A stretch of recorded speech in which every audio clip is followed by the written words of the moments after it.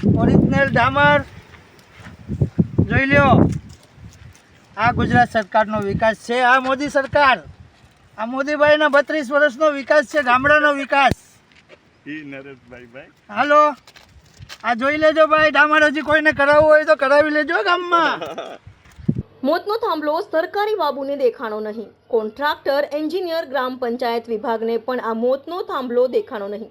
ગુજરાતમાં ભારતીય જનતા પાર્ટીની ડબલ એન્જિનવાળી સરકાર આવી રીતે વિકાસ કરી રહી છે। તંત્રએ કર્યું બુદ્ધિનું પ્રદર્શન। ડોળાસા લેરકા રોડ તો બની ગયો, પણ વચ્ચેનો વીજપોલ ન દેખાયો। સોશિયલ મીડિયામાં વિડીયો વાયરલ થયા। સ્થાનિક તંત્રએ તાત્કાલિક એક્શન લઈ રોડ પરનો થાંભલો હટાવી નાખ્યો।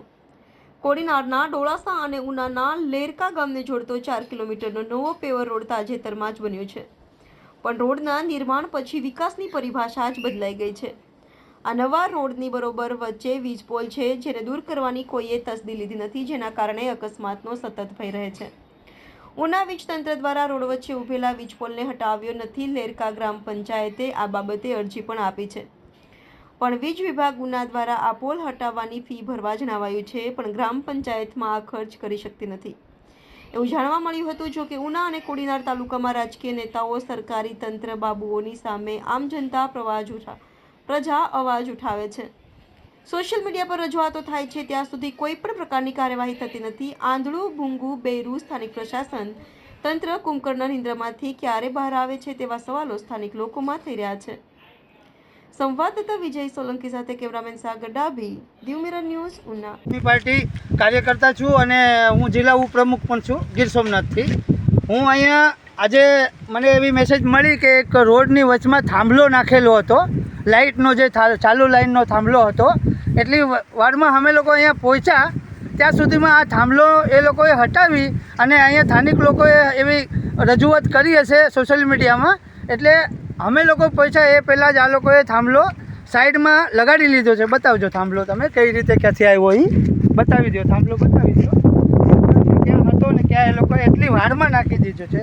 બીજી રજૂઆત એ છે કે જે રોડ રસ્તો ક્યારેય પણ ગામડાની અંદર બનાવવાનો આવે ત્યારે પહેલાં તો ગવર્મેન્ટની ગ્રાન્ટનો એક બોર્ડ મારવામાં આવે કે રોડ કેટલા કિલોમીટરનો છે, કેટલા પોળો આવશે, પછી સાઈડમાં શું ધૂળ નાખવામાં આવશે કે કાંકરી નાખવામાં આવશે।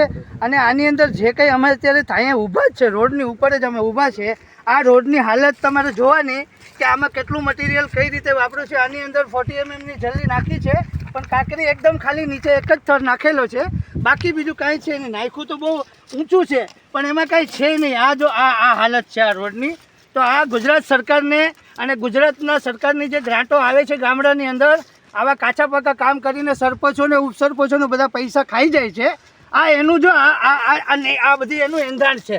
આ ગામડામાં કંઈ વિકાસ નથી કરતા અને આ જે આવીને રોડ બનાવી નાખે છે અને પૈસાનું, જનતાના ટેક્સના પૈસાનું પાણી કરે છે। આ સરકારને મારે સવાલ પૂછવાનો છે કે હજી આવું કે તમે કેટલા વર્ષો સુધી કરતા રહેશો? ગામના તો લોકો પૂછવાના નથી, બધા ડરી ડરીને જીવે છે ગુજરાતની અંદર। આવી રીતના હજી તમે કેટલા, આ ટોટલ કૌભાંડ જ છે, આને જ કૌભાંડ કહેવાય, બીજું કોઈ કૌભાંડ છે નહીં ભાઈ। આ જોઈ લો તમે,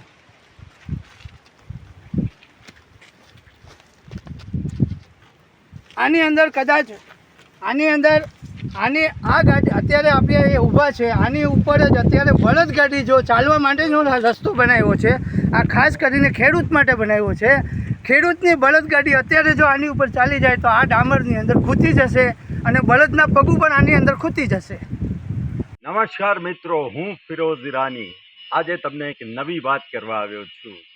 દીવ મિરર ન્યૂઝ જોતા રહો, સબસ્ક્રાઇબ કરવાનું ભૂલતા નહીં અને શેર કરવાનું પણ ભૂલતા નહીં। સત્યની સાથે જોડાતા રહો। નમસ્તે મિત્રો, હું છું ચાંદની પરમાર। આપની મનપસંદ ચેનલ એટલે કે દીવ મિરર ન્યૂઝ ચેનલને લાઈક કરો, શેર કરો અને ફોલો કરો, અને હા, તેમાં દરરોજ તાજા સમાચાર જોવાનું ભૂલશો નહીં। દીવ મિરર ન્યૂઝ દરરોજ લાઈવ અપડેટ, ગુજરાત રાજ્ય, દેશ, દુનિયાના તમામ બ્રેકિંગ સમાચારો નિહાળો દીવ મિરર ન્યૂઝ ચેનલ પર।